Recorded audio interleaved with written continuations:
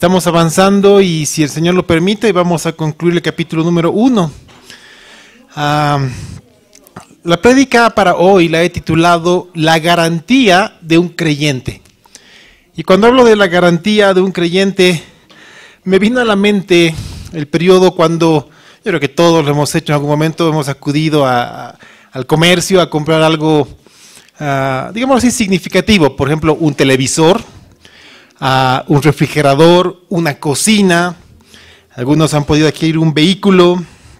Y cuando lo hacemos, hay muchos factores que tomamos en cuenta. Por ejemplo, el costo, la marca, qué características pueden tener, qué características necesitamos que tengan estos elementos para que estemos tranquilos, para que rinda lo que nosotros necesitamos y esperamos. Y algo que no es muy común, sobre todo en nuestro medio, ya sea por las características, la oferta, la demanda, es preocuparnos por la garantía o preocuparnos incluso por una especie de seguro. Cuando ustedes acuden a esas tiendas especializadas y preguntan, por ejemplo, por un refrigerador y ven una marca bonita, algo que van a notar es que les dicen, tal refrigerador cuesta tantos y tiene 2 años de garantía. Este otro es más económico, pero solamente tiene 1 año de garantía. O ese tiene 6 meses. Y después nos damos cuenta que hay algunos que son reacondicionados. No tienen garantía, pero me dicen que van a funcionar. El asunto es que es más económico. Así podemos ver que el precio en ese momento nos puede alcanzar y ya lo tenemos. Imagínense con algo más caro, como un vehículo. Cuando compramos un vehículo, tienden a ofrecernos un seguro para el vehículo. Hacemos números y decimos, uy, no, está fuerte el tema del seguro, creo que mejor sin el seguro. Y las personas por vender nos van a dar sin el seguro. Y cualquier cosa puede ocurrir y después nosotros nos vemos en aflicciones. Por ejemplo, tenemos un accidente con nuestro vehículo y pues, nos toca correr con los gastos. Y peor, si nosotros hemos causado el accidente, hay que correr con los gastos de reparar el otro vehículo. Se arruina el refrigerador, se arruina la televisión y pues como no había garantía, por nuestra cuenta tenemos que cubrir. Pero cuando hay una garantía, acudimos a la tienda y primero o lo reparan y nos entregan en perfecto funcionamiento o directamente reponen el elemento. Alguna vez nos ha tocado con mi esposa comprar algo con garantía, gracias al Señor, y cuando se arruinó a los meses, acudimos y vieron el funcionamiento, dijeron, sí, este equipo viene con esta falla, le cambiamos por este que es mejor. Entonces nos fuimos felices. Cuando hablamos de esto en la vida del creyente, ¿creen que puede haber alguna especie de garantía? Lo hay. Y cuando escudriñamos la primera carta de Pedro, encontramos 3 garantías que el Señor pone en nuestra vida. 3 garantías que pueden ser el sello, no solamente del Espíritu Santo, sino el sello de la obra de Dios en la vida del creyente. Y nosotros necesitamos estar conscientes. Hoy necesitamos escudriñar nuestra vida y decirle al Señor, Padre, mi vida tiene estos sellos que garantizan que soy un hijo de Dios, en el cual se puede ver tu obra. Y si entendemos que no, es tiempo de volver al fabricante y decirle que nos revise, que nos escudriñe, que cambie lo que hay que cambiar, que renueve lo que hay que renovar, que limpie lo que hay que limpiar, que haga el mantenimiento preventivo y correctivo que necesitamos para que pueda colocar en nosotros esos sellos que garanticen que el Señor está obrando en nuestra vida. ¿Cuántos necesitan? ¿Cuántos desean? ¿Cuántos anhelan tener estos 3 sellos en sus vidas? Yo lo necesito. Y estoy seguro que ustedes también. El propósito que tengo para hoy, para este domingo, dado que el anterior domingo ya vimos el primer sello, hoy lo voy a retomar un poquito más, es que comprendamos esos 3 sellos. Vamos a repasar un poquito el sello que vimos anteriormente y 2 sellos hoy más, que van a constituir la garantía para todo creyente, hijo de Dios, en el cual Dios mismo, el Padre, el Hijo y el Espíritu Santo está operando.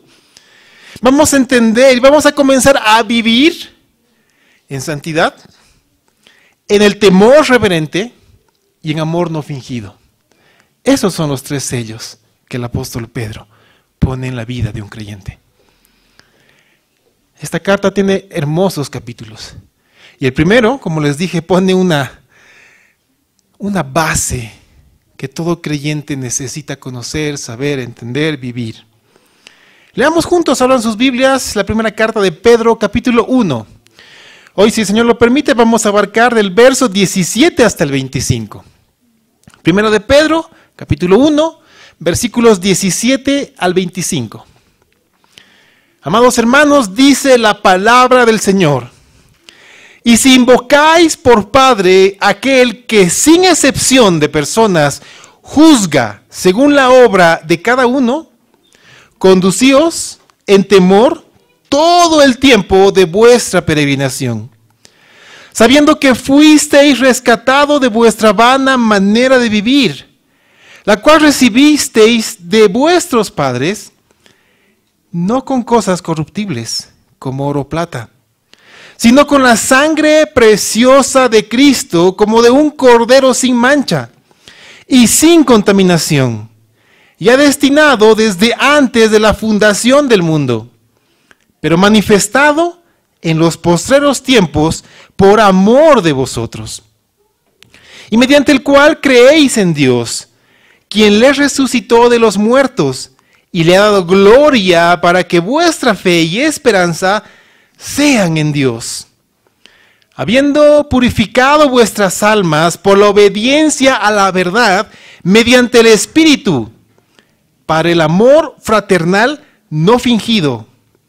Amaos unos a otros entrañablemente, de corazón puro, siendo renacidos no de simiente corruptible, sino de incorruptible, por la palabra de Dios que vive y permanece para siempre.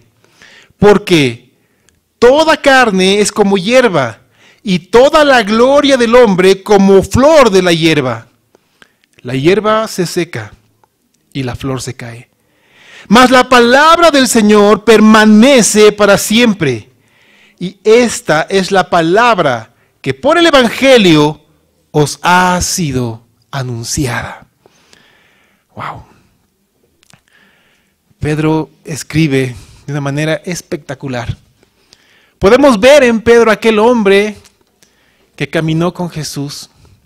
Podemos ver en Pedro aquel hombre que fue uno de los primeros discípulos que después de que Jesús fue bautizado, fue llamado en una región llamada Betábara, cerca a las orillas del río Jordán. Podemos ver en Pedro aquel que fue el testigo de cosas maravillosas de parte de Jesús.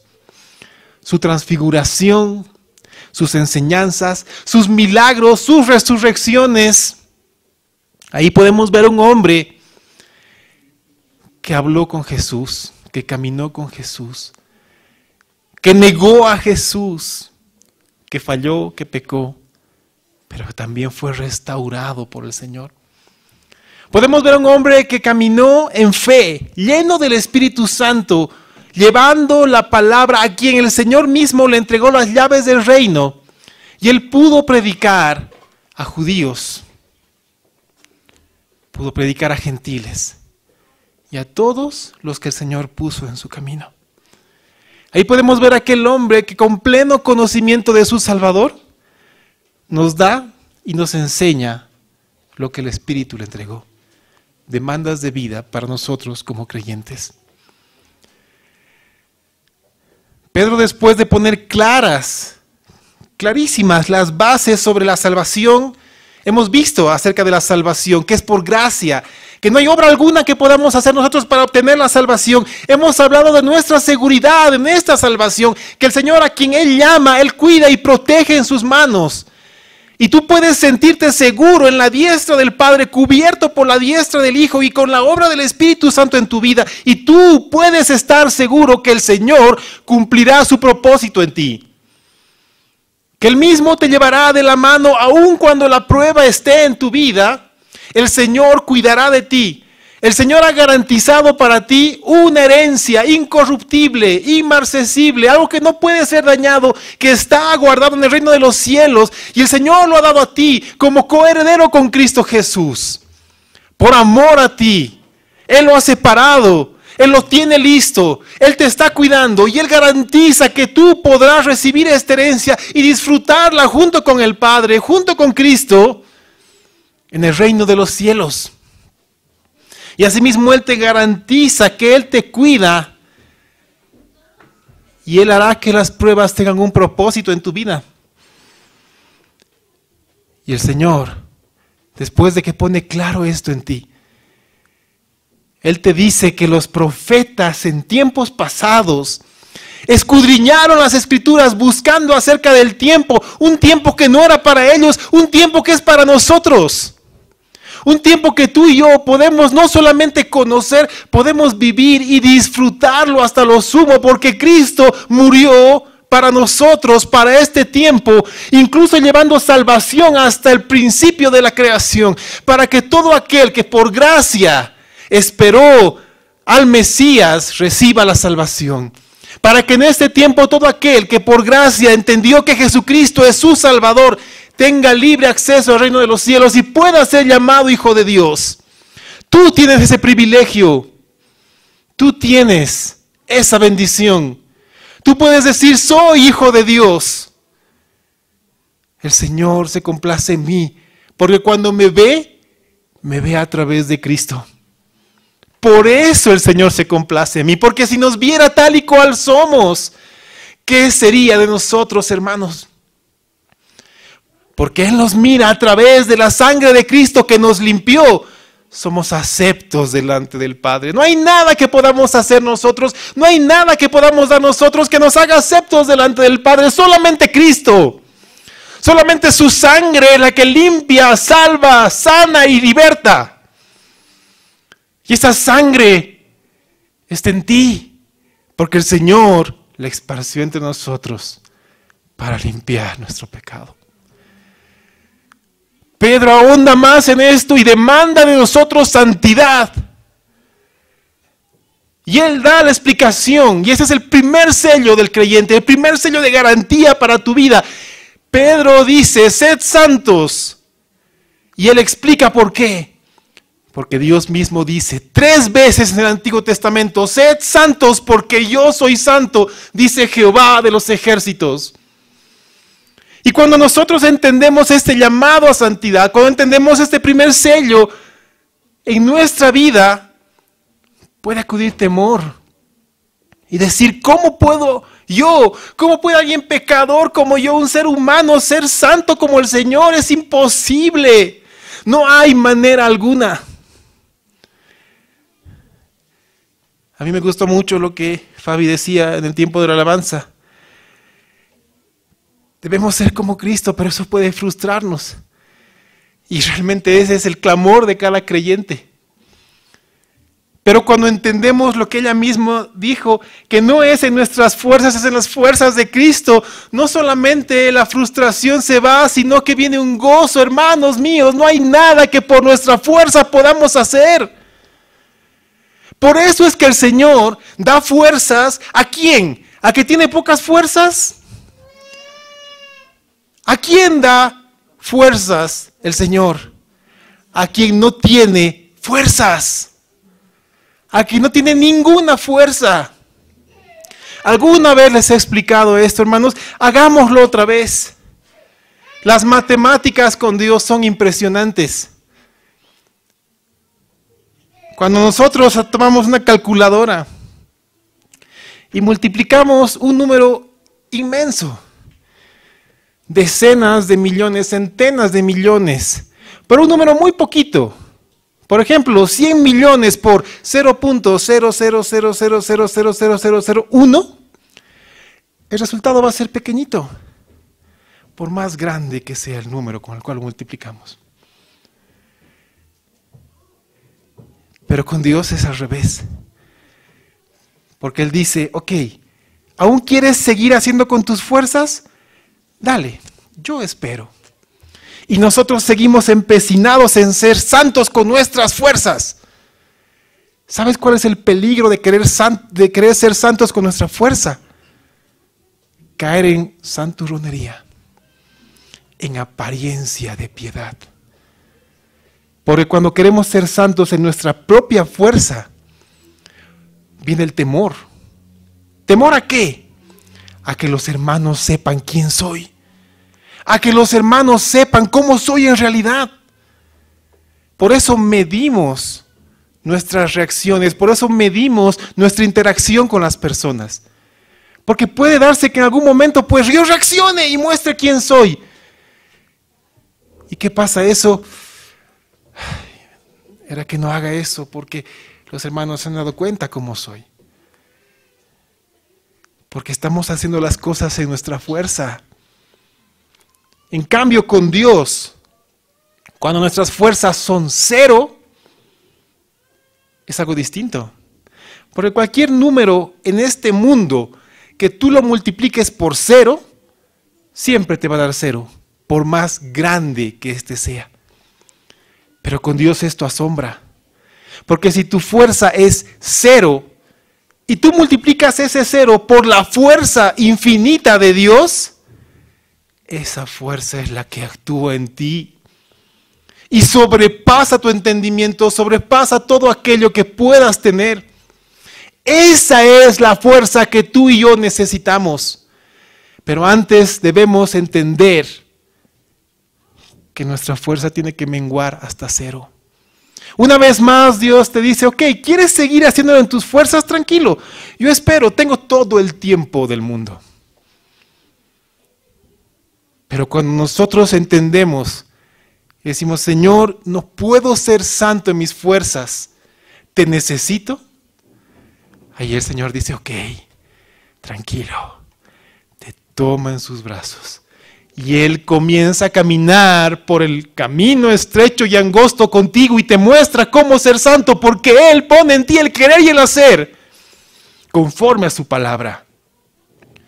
Y tú comprendes que la santidad proviene, emana, es contagiada a ti de parte de aquel que es santo, santo, santo. Aquel que obra en tu corazón, aquel que no le importa tu apariencia, no le importa lo que tú haces o dejes de hacer. A Él no le importa lo externo, a Él le importa lo interno, porque todo lo que hacemos, todo cuanto vemos, está en función a nuestro corazón. Y solamente el Señor conoce tu corazón. Por eso es que a Él le interesa tu corazón, obrar en tu corazón, cambiar tu corazón, poner un corazón nuevo en ti. Él no quiere reparar tu corazón, Él quiere cambiar ese corazón. Por eso cuando acudimos donde el fabricante de nuestras vidas, Él desarma, Él escudriña y encuentra la primera falla. Nuestro corazón de piedra. Ese corazón duro. Lo quita. Y pone en nosotros un corazón nuevo. Un corazón de carne que siente y que puede en verdad alinearse con la santidad de Él. Y cuando pone ese corazón, ahí pone el primer sello para la vida del creyente. Un creyente que está santificado porque ha sido apartado por el Espíritu Santo para la gloria de Dios y al mismo tiempo es un creyente que está viviendo en santidad. ¿Por qué? Porque todos los días el Espíritu Santo obra en su vida para conformarlo más a Cristo. Ese es el proceso de santidad y créeme, ¿sabes cuándo acabará este proceso? Cuando Cristo venga o nos llame a su reino. Lo que pase primero. En ese momento el proceso de santificación en tu vida terminará y comenzará un nuevo proceso de glorificación. Porque recibiremos, cuando sea el tiempo, un cuerpo glorificado junto con Cristo Jesús. Eso lo veremos en otra oportunidad, pero quiero animarte a que entiendas que la vida de y en santidad es una demanda para nosotros. Es una demanda para todo creyente. ¿Por qué debemos ser santos? Porque nuestro Padre es santo. Porque nuestro Padre ha enviado a su Hijo, a su único Hijo, para morir por nosotros. Y Él pone en nosotros el querer y el hacer para poder ser santos. Hermanos, he aquí la segunda demanda. La demanda de vivir con temor reverente. Y que esto quede grabado en nuestro corazón. Vamos a hablar del segundo sello. El primer sello en la vida del creyente, el primer sello de garantía es la santidad. Dios quiere que tú vivas en santidad. Este segundo sello es el temor reverente. Si tú pudieras leer este sello, diría, cristiano con temor reverente. Y el temor reverente es muchas veces algo que no lo comprendemos fácilmente. Vamos a ahondar en esto.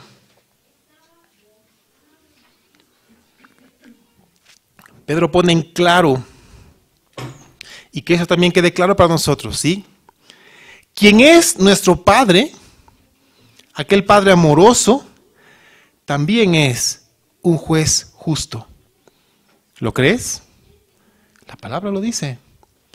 Tú puedes decir con certeza, mi Padre es también un juez justo. Y el hecho de que Él sea un juez justo quiere decir que es un juez imparcial, porque Él juzga sin hacer acepción de personas.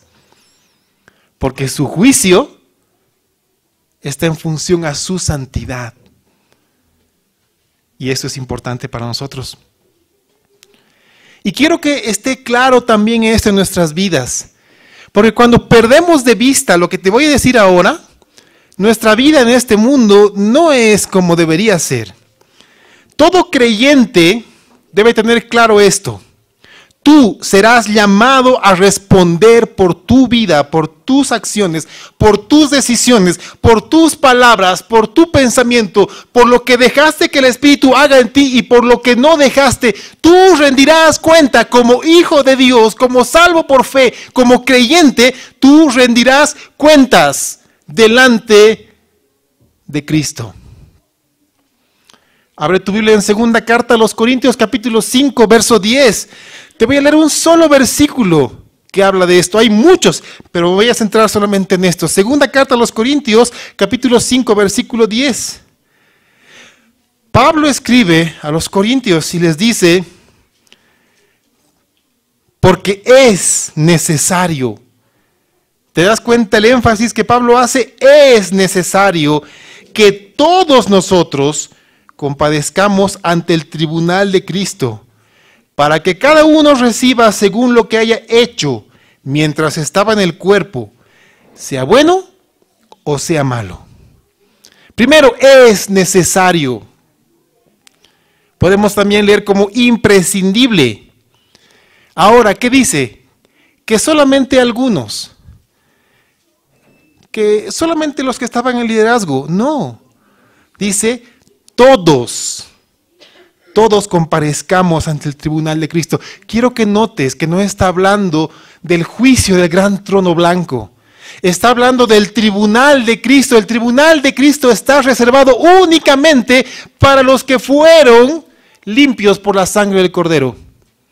Para los salvos por fe, para nosotros los creyentes. Para nosotros está reservado el tribunal de Cristo.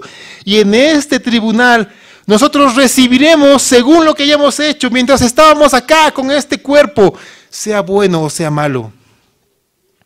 Ahora, préstame atención porque lo siguiente que debemos entender de esto. Lo primero que nos dice es que tú y yo compareceremos delante del tribunal de Cristo. Lo segundo que debe quedar claro es que este tribunal no es para tratar el tema de la salvación. Así que si tú en un momento piensas, no, me he portado tan mal que si ahorita sería el tribunal de Cristo, yo pierdo mi salvación. No, hermano, no. Y hemos visto que el mismo Pedro y la palabra del Nuevo Testamento afirma que el Señor te cuida y te guarda para el tiempo de la salvación. Entonces, ¿qué pasará en este juicio? Si no es para el tema de salvación, ¿para qué es? Es para tratar tu comportamiento como creyente. ¿Sabes por qué? Porque desde el momento en que tú fuiste salvo por fe, te convertiste en un embajador de Cristo. Te convertiste en alguien que por mandato debe llevar la palabra, que debe representar a su Salvador. Y todo aquel que en algún momento ha escuchado o entiende lo que significa ser embajador, es aquel que representa a la autoridad máxima de un país. En este caso, nosotros representamos a la máxima autoridad de toda la creación. Nosotros representamos al Rey de Reyes y Señor de Señores, a Cristo. Y tú puedes decir: yo soy un embajador de Cristo. Y soy un embajador de Cristo porque soy su hijo, porque soy su hija. Tienes esa bendición. Pero al mismo tiempo quiero que comprendas que esa bendición no es una carga, es una responsabilidad. No es una carga, es una bendición. Pero esta bendición demanda de nosotros responsabilidad. Y algo a lo que generalmente nos aferramos, y quiero que comprendamos esto, muchas veces nos aferramos a que, ¿sabes qué? Dios es bueno. La palabra clarito dice que Dios es bueno. Él perdona todos los pecados al creyente. Así que como Él perdona todos los pecados, nadie tiene derecho a hablar de lo que yo hice en mis pecados. Suena bien, ¿no? Suena bien. Pero esto es parte de cómo se ha ido diluyendo el Evangelio hoy en día. Y les voy a mostrar que Pedro conocía perfectamente esto. Esta es una verdad manipulada por el pecado. Yo quiero que entendamos algo. La palabra nos enseña a lo largo de Génesis a Apocalipsis. Si tú lees con este objetivo las Escrituras, te das cuenta que desde Génesis a Apocalipsis necesitamos comprender y dar 3 pasos para ser libres del pecado. Primero, atento, tener convicción de tu pecado. ¿Sabes qué quiere decir esto? Que el Espíritu Santo nos redarguye de pecado. ¿Tú escuchaste que Jesús dijo: a mí nadie me redarguye de pecado? ¿Sabes por qué dijo esto Jesús? Porque era impecable, no había pecado en él. Nosotros nacimos con pecado. Entonces necesitamos ser redarguidos de pecado. Y esa es la obra del Espíritu Santo, que muchas veces, si no generalmente, lo hace a través de las Escrituras y a través de los hermanos. El Señor va a obrar a través de la palabra, va a obrar a través de los hermanos y te va a redarguir de pecado, te va a convencer de pecado. ¿Sabes qué es lo segundo que debemos hacer? Confesarlo. Confesarlo. Y a veces aquí también está una confusión muy absurda. Te lo voy a resumir de manera sencilla. Porque a veces uno dice: ya voy a confesar mi pecado, voy a confesar mi pecado, voy a confesar mi pecado. Señor, he hecho esto, ok.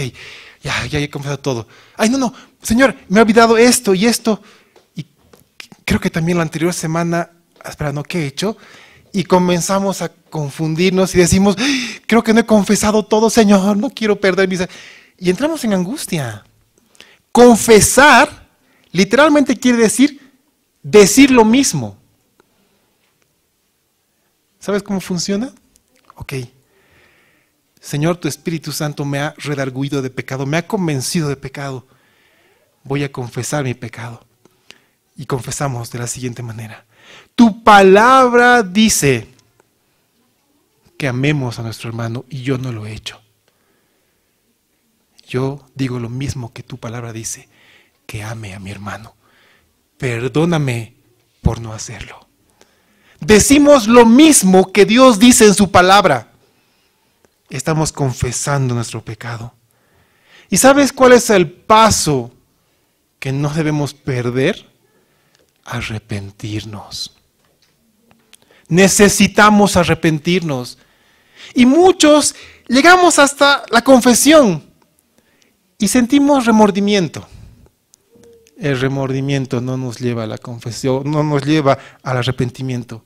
El remordimiento es un sentimiento de que, ay, ya bueno, ni modo, pues lo he hecho mal, ¿qué vamos a hacer? Ni modo, la siguiente voy a mejorar. El Señor no quiere eso. El arrepentimiento conlleva un cambio de actitud de 180 grados. Si estábamos corriendo hacia el pecado, ahora corremos hacia Cristo Jesús. Si estábamos corriendo hacia la muerte, ahora corremos hacia Cristo que nos da vida nueva y eterna. Un cambio de actitud. Necesitamos convicción de pecado. Necesitamos confesión y arrepentimiento. Es por eso que a mí, hermanos, y a ustedes tampoco debería cuadrarles la siguiente frase. Ay, hermano, ¿sabes? Si te he ofendido en algo, perdón. Eso no es correcto. Si yo te digo, ay, hermano, ¿sabes qué? Si te he ofendido en algo, perdón, ¿ya? ¿Tú notas convicción de pecado en eso? ¿Tú notas confesión de pecado en eso? ¿Notas arrepentimiento? Es un simple formalismo para salir del paso. Aquí está, mi hija no me va a dejar mentir, cuando yo hago algo a mi esposa, voy calladito y le digo, amor, perdón. Y mi esposa me pregunta, ¿por qué me pides perdón? Entonces, me toca decirle, amor, he hecho esto. ¿Me perdonas? ¿Y sabe qué es lo más asombroso? Que cada vez que hago algo y me acerco a ella, me hace la misma pregunta. Eso quiere decir que aún no aprendo, ¿no? Así somos nosotros. Hermanos, que quede claro. Cuando esto lo asimilamos, lo vivimos. Así que desechemos esta frase de, hermanito, si te he lastimado, perdón. No, hermano, yo he hablado mal en contra de ti y me arrepiento porque te he lastimado. Perdón en el nombre del Señor. Wow, ¿notas convicción de pecado? ¿Notas arrepentimiento? ¿Notas la confesión? Ese es el perdón que restituye y restablece una relación con el Señor. Así que no dejemos que frases como esa, que no tiene valor alguno, porque ni siquiera damos el primer paso, gobierna nuestra vida. Pidamos al Espíritu Santo que nos dé convicción de pecado, que nos dé la oportunidad de confesarlo y que demos el paso final de restauración a arrepentirnos, porque nos lleva a un cambio de actitud. ¿Qué tiene que ver esto con el temor? Lo vamos a ver. Porque después de ser perdonados por nuestro pecado, el amor y la sabiduría de Dios, y quiero que también esto quede claro, porque a veces eso también se pierde, ¿sí? El temor tiene un principio, ¿ok? Muy bien, hemos pecado, hemos tenido convicción de pecado, lo hemos confesado y nos hemos arrepentido. ¿Qué dice el Señor que hace? Por su infinito amor nos perdona y echa a lo profundo del mar nuestros pecados y no trae más a memoria. Gloria al Señor. Pero algo que también la palabra nos enseña de Génesis a Apocalipsis es que en su infinito amor y sabiduría el Señor permite que cosechemos las consecuencias de nuestro pecado. Lo vemos en ejemplos desde Génesis, desde los mismos patriarcas. Ellos cometieron pecado, se arrepintieron, lo confesaron, pero cosecharon las consecuencias de su pecado. Ahí tenemos al gran hombre de Dios, Moisés, un profeta como jamás se levantó, así dice las Escrituras, un hombre que todo el tiempo hablaba cara a cara con Dios. ¿Tú crees que él no pecó? Pecó. Y tú crees que Dios dijo, ay, es que este Moisés es tan buena gente que ya, te voy a perdonar, pero ya no te preocupes, no va a haber consecuencia de tu pecado. No, Dios en su soberanía permite que cosechemos las consecuencias de nuestro pecado. ¿Cuál fue el pecado de Moisés? Para que la consecuencia de un gran hombre de Dios que lideró y guió al pueblo del Señor no entrara a la tierra prometida. Dios le dijo que le hablara a la piedra para que salga agua. Él con ira golpeó la roca. Por cuanto era alguien que representaba a Dios, mostró al pueblo que Dios era un Dios airado. Y esto no fue correcto. Díganme ustedes, ¿Dios perdonó a Moisés? Desde luego que sí. Pero ¿cuál fue la consecuencia? No entrarás a la tierra prometida. El Señor en su amor y misericordia permitió que viera la tierra prometida desde un monte alto. Pero el Señor dejó que cosechara la consecuencia de su pecado. Pasa lo mismo con nosotros, hermanos míos. Tú y yo vamos a pecar, lo vamos a hacer. Pero si el primer sello en nuestra vida está vigente, el sello de la santidad, lucharemos ¿en qué?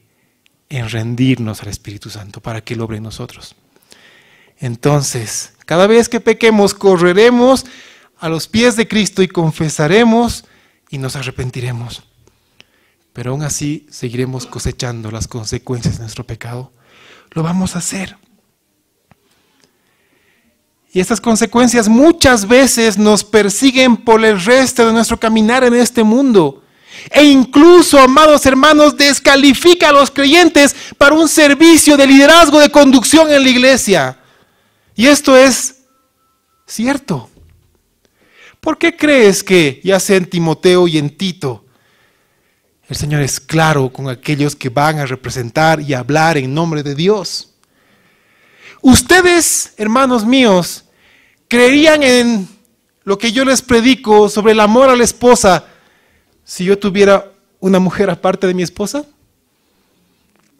Eso me descalificaría para el servicio. Me descalificaría para el servicio. Aun cuando yo me arrepintiera y dejara mi caminar y el Señor me perdonara, estoy descalificado. Por eso es que el mismo apóstol Pablo pedía al pueblo, rueguen por mí. Rueguen por mí porque aún estoy en la carrera. Y para quien el que está en la carrera es importante la partida, la carrera como tal y la llegada. Así que roguemos por los que ahora están en liderazgo para que su caminar refleje la vida de Cristo en ellos. Roguemos para los que se están preparando para el servicio en liderazgo para que el pecado no los descalifique.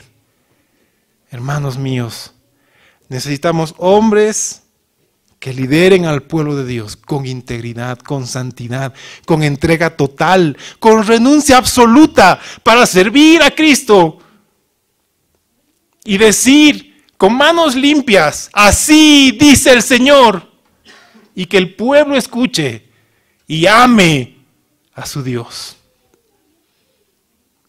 Eso nos lleva al temor reverente.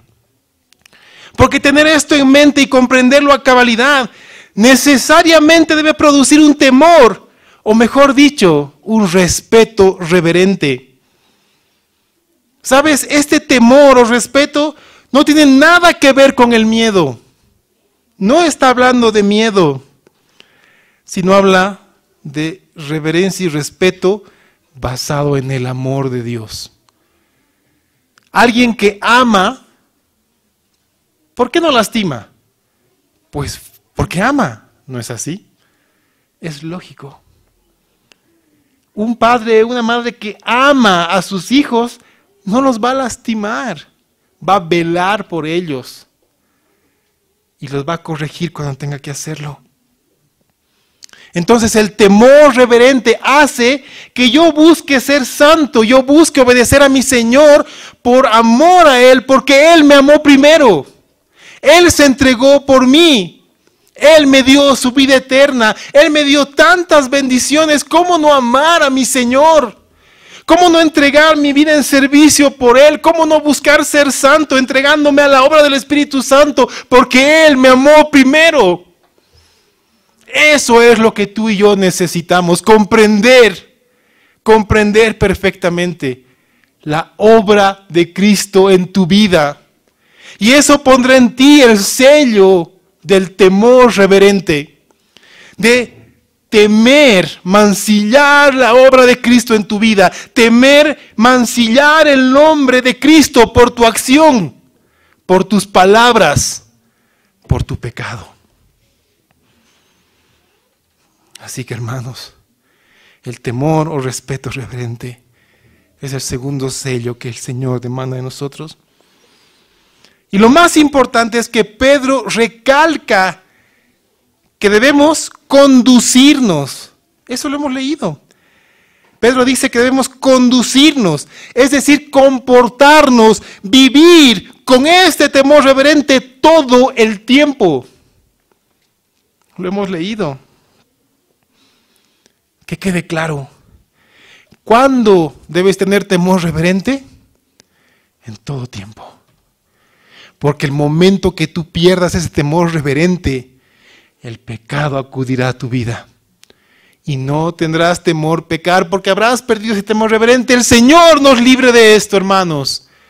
Que este segundo sello esté tan marcado en nosotros que sea indeleble. Por eso me encanta lo que Pablo dice en la segunda carta a los Corintios, esta vez capítulo 7, versículo 1. Segunda a los Corintios 7, 1 nos dice, así que, amados, puesto que tenemos tales promesas, limpiémonos de toda contaminación de carne y de espíritu, perfeccionando la santidad en el temor de Dios. Perfeccionemos la santidad en el temor de Dios, hermanos míos. Lo necesitamos. Lo necesitamos. Y algo que a mí personalmente me llama la atención es que Pedro, el apóstol Pedro, está haciendo notar que es algo ya enseñado en la iglesia de ese tiempo. Lo que conocemos como la iglesia primitiva, los primeros años de la iglesia que nació en Pentecostés, en el tiempo de Pentecostés, en esa fiesta de Israel, cuando descendió el Espíritu Santo. Desde ese momento, los apóstoles comenzaron a enseñar la doctrina de Cristo, y esto fue enseñado a la iglesia. Y llegó un punto en el que los creyentes lo sabían. Por eso es que el versículo 18 del primer capítulo de Pedro arranca con la palabra sabiendo. Pedro les dice, hermanos, ustedes ya lo saben. Ustedes ya saben esto. Pedro le está hablando a los creyentes de las primeras décadas de la iglesia. Mi pregunta hoy es, ¿los creyentes de este tiempo lo saben? ¿Los creyentes de la iglesia de este tiempo lo conocen? Es más, ¿esto está siendo predicado hoy y enseñado en la iglesia en este tiempo?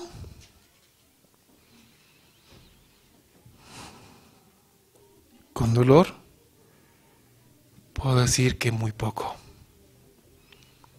Muy poco. Pero el Señor, por amor de su nombre, está levantando hombres temerosos de Él, que prediquen con denuedo, sin temor al hombre. Así dice el Señor. Santo es Él y te llama a ser santo.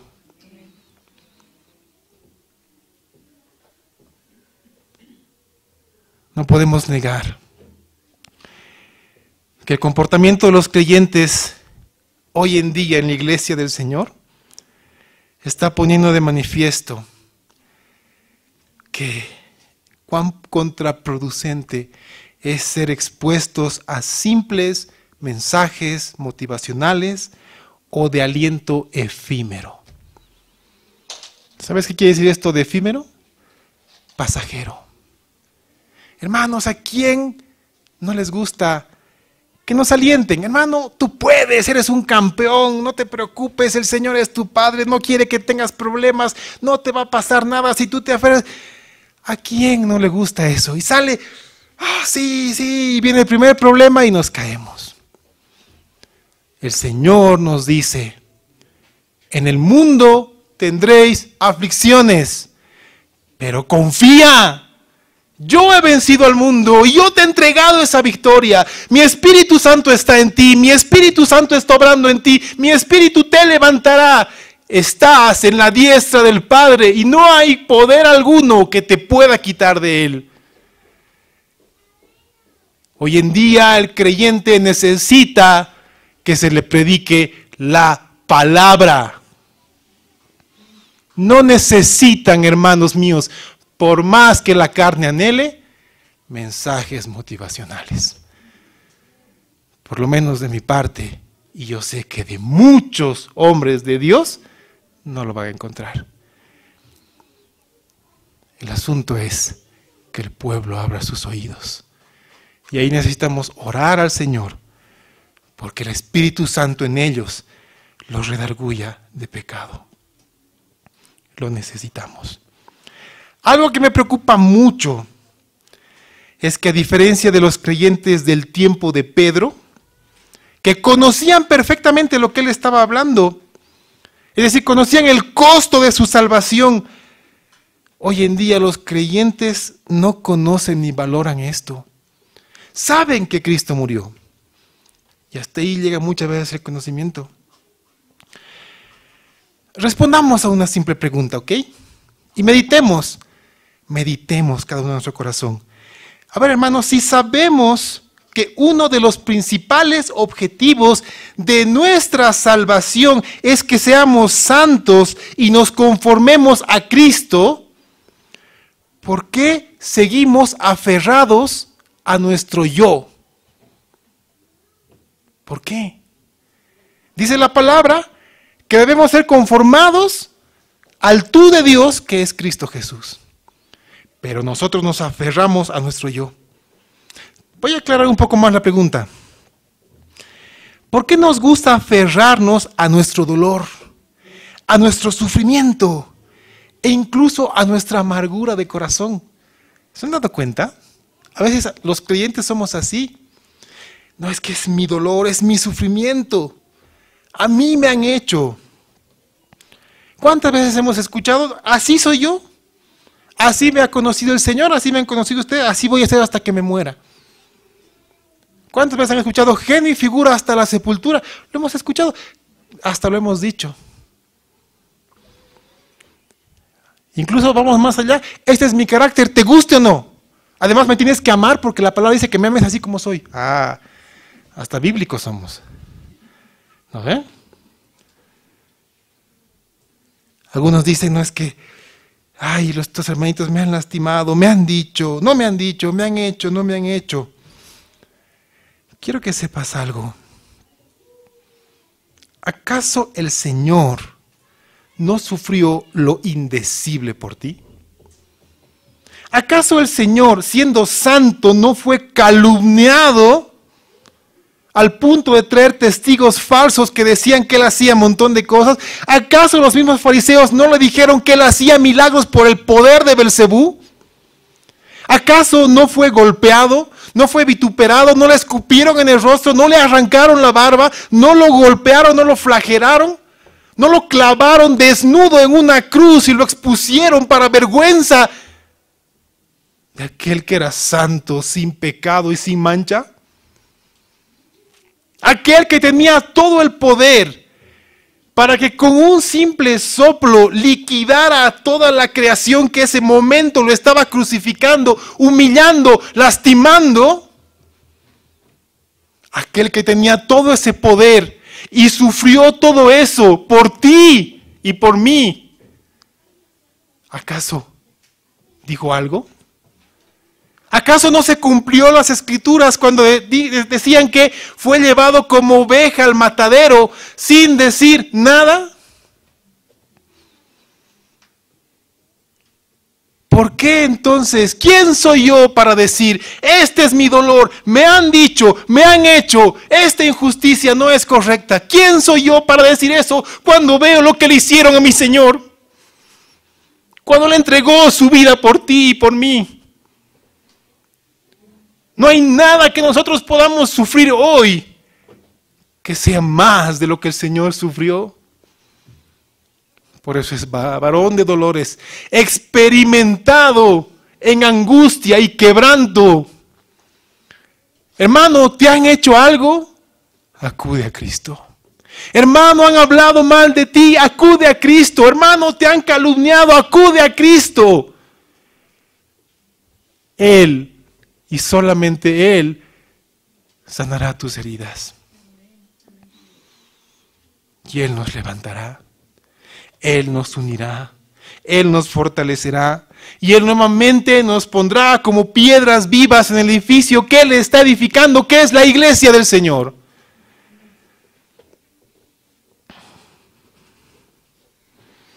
Hermanos, recordemos lo que Cristo tuvo que soportar sin dar palabra alguna por amor a nosotros, hasta el punto de morir de la peor manera, y nosotros seguimos aferrados a nuestro yo egoísta.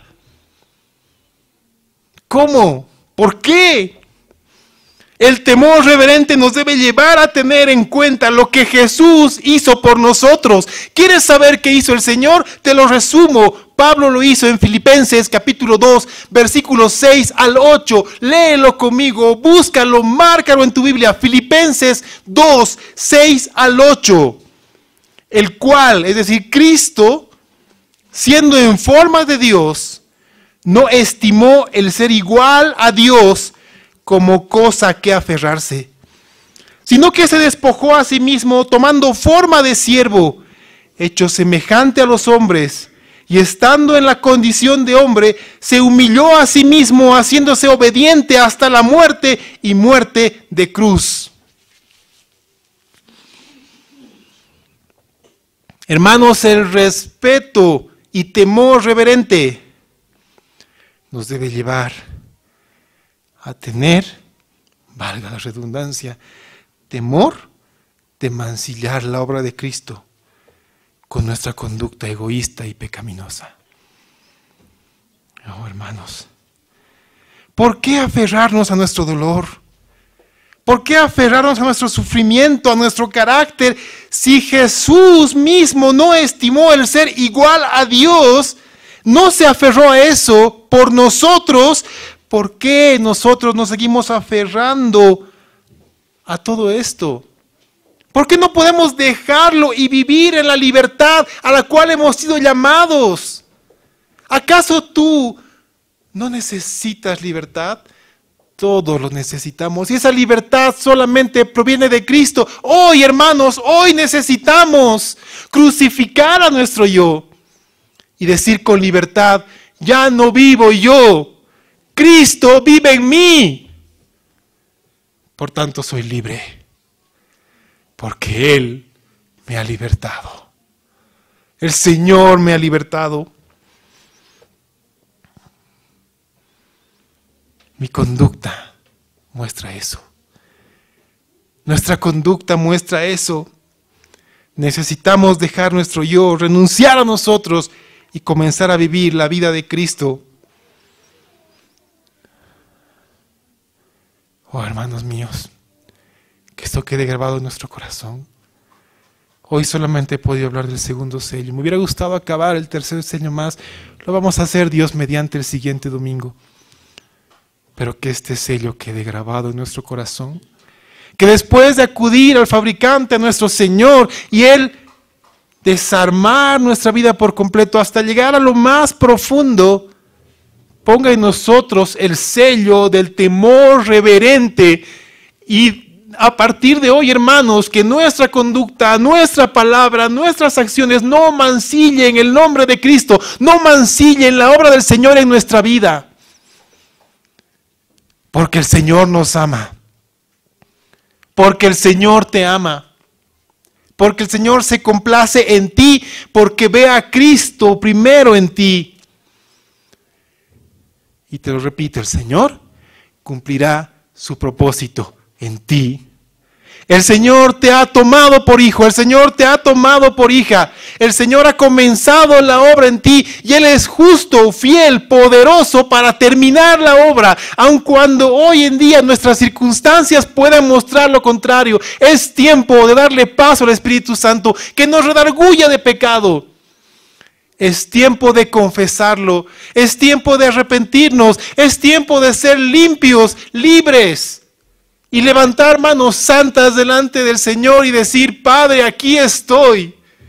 Quiero vivir la santidad que tú tienes. Padre, aquí estoy. Quiero vivir con temor reverente. No quiero mancillar tu nombre. Quiero llevar tu nombre. Quiero llevar tu palabra, tu evangelio a todas partes con mi vida y con mis palabras.